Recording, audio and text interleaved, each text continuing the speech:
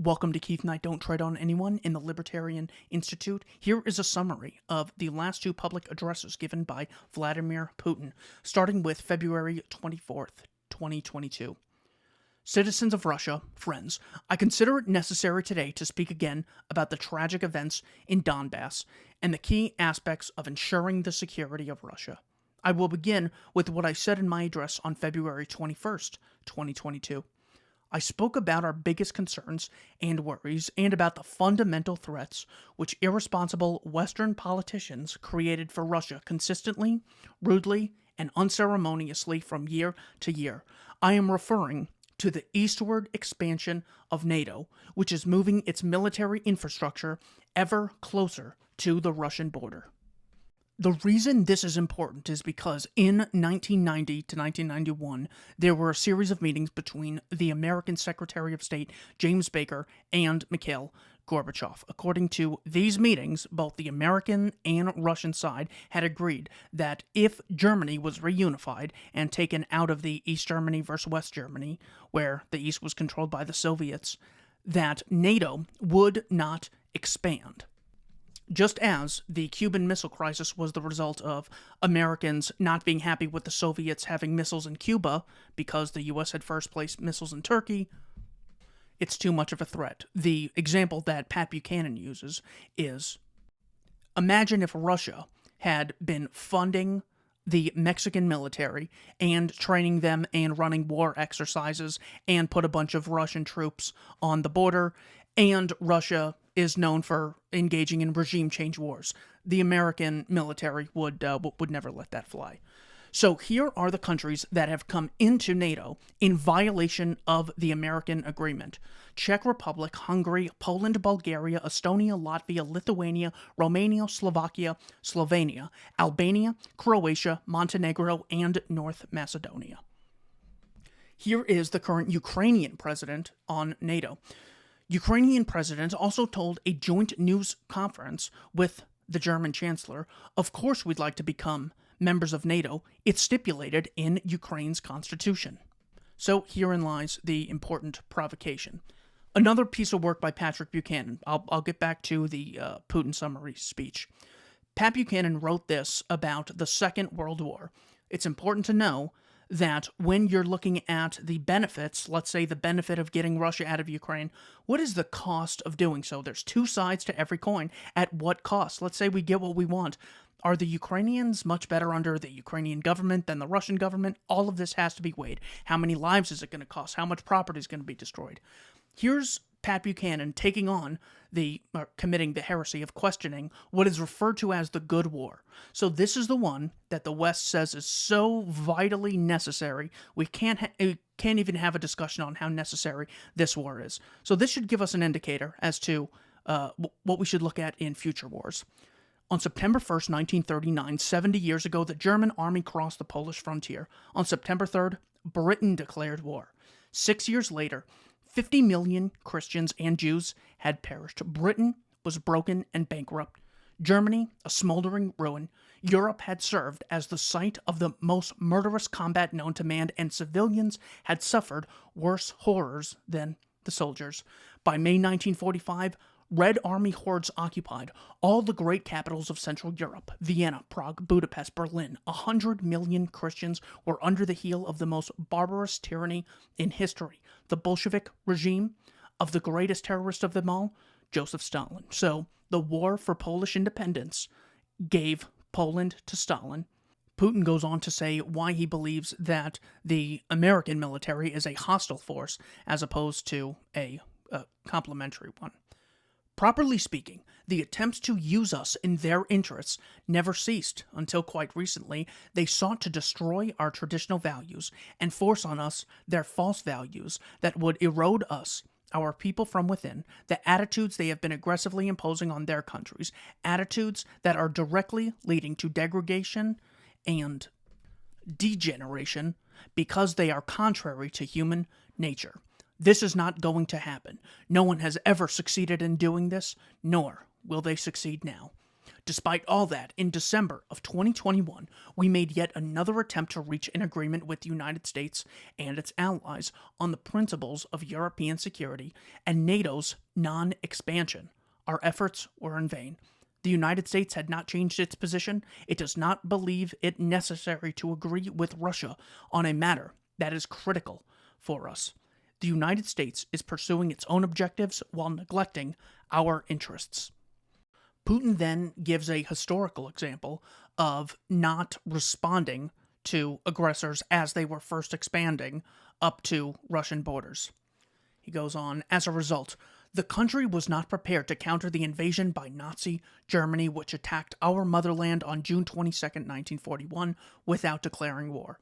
The country stopped the enemy and went on to defeat it, but this came at a tremendous cost. The attempt to appease the aggressor ahead of the Great Patriotic War proved to be a mistake, which came at a high cost for our people. In the first months after the hostilities broke out, we lost vast territories of strategic importance, as well as millions of lives. We will not make that mistake the second time. We have no right to do so. Even now, with NATO's eastward expansion, the situation for Russia has been becoming worse and more dangerous by the year. Moreover, these past days, NATO leadership has been blunt in its statement that they need to accelerate and step up efforts to bring their alliance's infrastructure closer to Russia's borders. In other words, they have been toughening their position. We cannot stay idle and passively observe these developments. This would be an absolutely irresponsible thing for us to do. This brings me to the situation in Donbass. We can see that the forces that staged the coup in Ukraine in 2014 have seized power, are keeping it with the help of ornamental election procedures, and have abandoned the path for a peaceful conflict settlement. For 8 years, for 8 endless years, we have been doing everything possible to settle the situation by peaceful political means. Everything was in vain. As I said in my previous address, you cannot look without compassion at what is happening there. It became impossible to tolerate it. We had to stop that atrocity, that genocide of millions of people who live there, who pinned their hopes on Russia, on all of us. It is their aspirations, the feelings and pain of the people, that were the main motivating force behind our decision to recognize the independence of the Donbass People's Republics. If we look at the sequence of events and the incoming reports, the showdown between Russia and these forces cannot be avoided. It's only a matter of time. They are getting ready and waiting for the right moment. Moreover, they went as far to aspire to acquire nuclear weapons. We will not let this happen. In this context, in accordance with Article 51, Chapter 7 of the United Nations Charter, with permission of Russia's Federation Council and in execution of the Treaties of Friendship and Mutual Assistance with Donetsk People's Republic and the Lugansk People's Republic ratified by the Federal Assembly on February 22nd, I made a decision to carry out a special military operation. The purpose of this operation is to protect people who for 8 years now have been facing humiliation and genocide perpetrated by the Kiev regime. To this end, we will seek to demilitarize and denazify Ukraine, as well as bring to trial those who perpetrated numerous bloody crimes against civilians, including against citizens of the Russian Federation. Here are some excerpts from Putin's February 21st address. So I will start with the fact that modern Ukraine was entirely created by Russia, or to be more precise, the Bolshevik Communist Russia. This process started practically right after the 1917 revolution, and Lenin and his associates did it in a way that was extremely harsh on Russia by severing what is historically Russian land. Nobody asked the millions of people living there what they thought. Then, both before and after the Great Patriotic War, World War II, Stalin incorporated in the USSR and transferred to Ukraine some lands that previously belonged to Poland, Romania, and Hungary. In the process, he gave Poland part of what was traditionally German land as compensation. And in 1954, Khrushchev took Crimea away from Russia for some reason and also gave it to Ukraine. In effect, this is how the territory of modern Ukraine was formed. The current leadership of the country does not react to the requests of the people to cancel the laws that undermine the rights of the believers, and now they have new laws adopted again. So this is what a third world war might get started over. A geographical area that was historically part of Russia might again become part of Russia. Devastating. Putin continues later in the speech. In March of 2021, Ukraine adopted a new military strategy based on the belief that this document is almost completely aimed at confrontation with Russia. Some of these translations are just difficult to nail down. They want to drag foreign states into the conflict with our country. The strategy suggests organizing Russian Crimea and Donbass as basically terrorist undergrounds, and it also outlines the possible war. We also heard statements about Ukraine's wanting to create its own nuclear power plant. That's not just an idle threat. We cannot help but react to this real threat, especially since I would like to retract that Western backers can help Ukraine with getting this weapon to create yet another threat to our democracy, because we can see how consistently they are pumping Ukraine with weapons of mass destruction. We are well aware that last year, under the guise of war games, NATO countries' military contingents were deployed in Ukraine. The Ukrainian army is already integrated into NATO, which means that Ukrainian units have already been approved directly by the NATO headquarters. In other words, if Ukraine joins NATO, it would pose a direct threat to Russia's security. More than that, I will say something that I've never shared in public before. I first said it back in 2000 when President Clinton was visiting Moscow at the end of his term, and I asked him how America saw Russia joining NATO. So that's Putin's way of saying he has extended his hand to the West going back to the year 2000. As they have previously done when they expanded NATO to the east, moving infrastructure and military infrastructure closer to our borders, ignoring our protests and warnings, they simply did whatever they deemed necessary and appropriate, and I believe they intend to continue doing so because they see us as dogs working at the caravan, which we have never agreed to and will never agree to. So the war is over, NATO's expansion eastward in violation of America's previous promises. Pat Buchanan says this in his books going back to 1999. Vladimir Putin says this. This is clearly what's at stake here. Now, people will say, well, we can't just sit back and do nothing, but sometimes nothing is better than something terrible. Here is Pat Buchanan in his book Churchill, Hitler, and the Unnecessary War. Unlike Churchill in the 1930s, American leaders of the late 40s and 50s believed that while the fate of Poland and Czechoslovakia was tragic, both were beyond any U.S. vital interest. From 1949 to 1989, the American army never crossed the Yalta Line. When East Germans rose in 1953 and Hungarians in 1956, Eisenhower declined to act. In 1959, Ike welcomed the Butcher of Budapest to Camp David. While Khrushchev built the Berlin Wall, Kennedy called up the reserves, then sent them home after a year. In the missile crisis of 1962, Kennedy cut a secret deal to take U.S. missiles out of Turkey for Khrushchev's taking Russian missiles out of Cuba. When the Prague Spring was crushed in 1968, LBJ did nothing. U.S. inaction was not due to cowardice, but to cold calculation as to what was worth risking, war with nuclear-armed Soviet Union, and what was not worth risking war.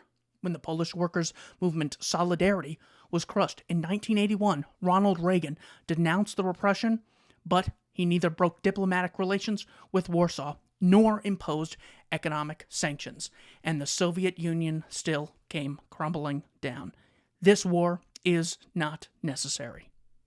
If you go to NATO's website, you can look at their key events list as being created in 1949 and never invoking Article 5, which is the collective security article, saying that basically an attack on Budapest is equivalent to an attack on Baltimore. Any nation is attacked, all nations respond as though it was their own land. From 1949 to 2001, they never invoked the article. So that was Mao Stalin, Khrushchev, Pol Pot, all those people for all those years did not get a NATO response. So they had a lot of time to plan for 2001 when, if you go to their website, it says, large-scale terrorist attacks in New York and Washington, D.C. NATO invokes Article 5 for the first time ever and adopts a broader approach to security. So the first time they ever do it, having 52 years to plan for how this would go, they go to war in Afghanistan against the Taliban, spend trillions of dollars, tens of thousands of civilian lives, tens of thousands of guys with PTSD, and women and children suffering, and the Taliban took over in 11 days after they left. So that is NATO's great accomplishment for the first large-scale war that they declared. 52 years, and that's what we're risking. All this risk for virtually no reward. Again, doing nothing is better than doing something terrible. So finally, we will hear Nancy Pelosi and even Ben Shapiro say, well, of course we got to support Ukraine. Ukraine's a democracy. Well, Russia, by the same metric, is also a democracy, but then they say, oh, well, Putin's so corrupt and buys off all the people that their elections aren't legitimate. So, without any evidence, they believe it's okay to question a presidential election. Okay, different story for a different show. Pat Buchanan gives a number of examples for NATO member states that were never democratic. He gives the example of Spain under General Franco, Portugal under Dr. Salazar, Greece being under a colonial dictatorship from 1967 to 1974. He then says, whether a nation is democratic should be of less concern to us than how it views America. In the Cold War, autocratic Pakistan was a better friend than democratic India, which sided with Moscow in the Afghan War. Chile's Pinochet was a better friend than the elected demagogue Salvador Allende. The authoritarians in Seoul and Manila supported America in Vietnam, while France and Britain traded with the enemy. So, again, there's just no justification. No economic justification, no moral one, no strategic one, and then the democratic one is also fake. Thank you for watching Keith Knight Don't Tread on Anyone and the Libertarian Institute.